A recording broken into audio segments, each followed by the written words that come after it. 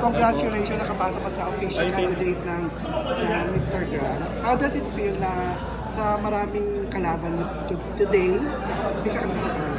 Siyempre po flattered, unang-una, and then thankful din kay Lord. Siyempre, pinangarap ko lang ito dati before ako mag-start ng pageant. Yan, this is one of my target din talaga na pageant. So yun po, I'm really thankful lalo na sa mga supporters po and mga naniniwala na may pag-asa tayong manalo. Yun po. Pero now that yung na-enter mo na yung pageant 3, how about yung sa TikTok side, yung bench? Wala namang conflict? Wala naman po siyang conflict and I can make time if you really want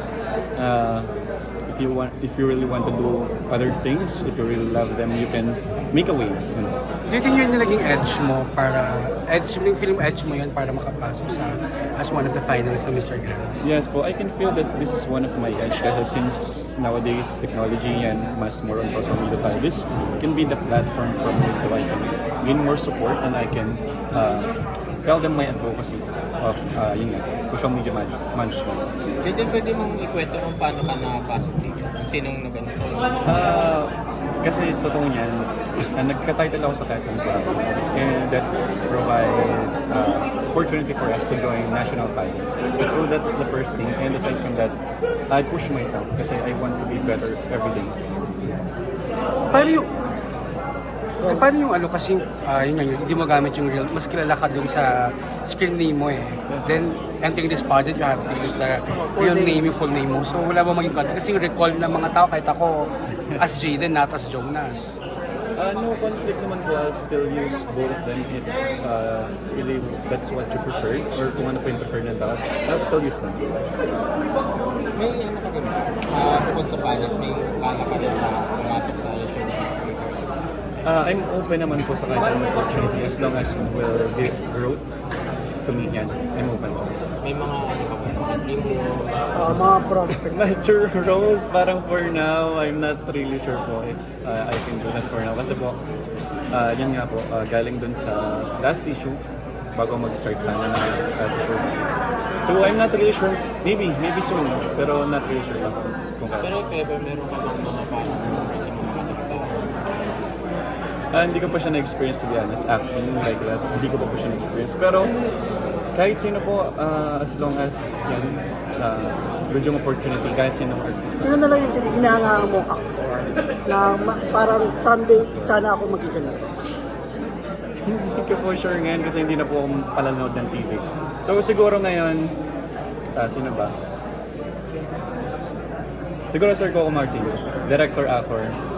Yan, sa Lucas Sir Coco Martin siguro. I want to, if ever I'll be given a chance to work with some actors, that will be Sir Coco Martin. How about yung magiging preparations mo para sa finals? Preparation for sure. Adikdikan to, kailangan ko mas maging consistent. Kasi kalaban ko rin yung sarili, lahat naman tayo kalaban yung sarili for whatever we are up to. So I need to be more disciplined, stay healthy, and kailangan be still healthy kasi kung hindi tayo healthy, hindi tayo makakalaban. So I'll be more disciplined and dedicated po. Now that you saw na yung mga finalists, yung first batch, sino feeling mo yung magiging threat? Yung malakas na magiging Lahat sila. Kasi I can see potential for every candidate naman. Hindi ko sila, wala akong minimize kasi lahat yan may potential. Wala yun sa look, wala yun sa height. They can be better every day. So I'm not really sure. So I'll do my best na lang. Then, bakit mananalo si Jaden sa Mr. Grand? Bakit mananalo si Jaden this Mr. Grand? I'll show you na lang guys. Surprise na lang yan. I'll show you. I'll give you the best show guys that you can possibly have. So sa pinakita mo ngayon, mas ilo-level up. May mga pasabog pa kami Wala apa. pa po yung teaser pa lang yun. Ay, Jaden, sorry kasi hindi kami second screening. Ano yung pinakita mo talent? Maybe this time. Kumantok mo ako pero yan. Maybe this time. May level up pa ba yung talent? Meron pa naman po. I can dance naman pero I need to practice more kasi parang sobrang tigas na katawan ko guys. Kailangan ko na ng pakulo. Kailangan ko ng pakulo ng katawan guys. Sobrang tigas na katawan ko to dance. But I can dance as well. Sample. Sa dance, hindi pa ako ready for the dance. Pero paghahanda. Pero dun sa pagiging, may talent portion ba? Si Mr. Grand, meron. As far as I know po meron. Pero ikaw, ano ba yung na-first mo? Are you in singing, dancing? You must prefer. Surprise po, I can disclose muna kasi kailangan natin guys magpasabog. relasyon Sa mo? anong updated sa body, paano mo siya inaalagaan? But to be honest, kailangan lang, yan, may limit. Every time naman kailangan may limit for everything para hindi masobra. And for the body, yan, we need to eat healthy. Then more of chicken. Since I do work out, ang kailangan mag-maintain yung body. Then we saw you sa Bench Fashion Week.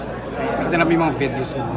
So how was it naman yung feeling na nakaramp ka sa bench? Isang It was really fun, guys, kasi nga yung first time ko rumampa sa Bench Fashion Week. And yan, naka-line up ako with other artists na bigagan. So, napaka-flattering niya sa akin. And sobrang overwhelming niya rin. Kasi grabe yung makakasama ko na nalita ko, guys.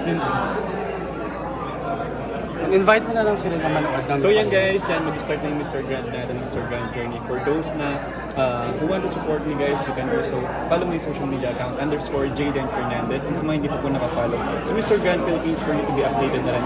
And para wala kayong ma-miss out sa mga happenings here in Mr. Grand, you can follow and like our page. Jaden, sample na lang last, yung paano yung shout out mo pag dahil official ka na. Shoutout. Dun sa Instagram. Pag nagpakilala. Pag nagpakilala, yung intro. Di prepare na ba? To be honest, hindi pa ako ready, but siguro normal lang. Yan. Jayden Fernandez came from the land of Thousand Colors, province of Quezon. Thank you. Congrats. Thank you po.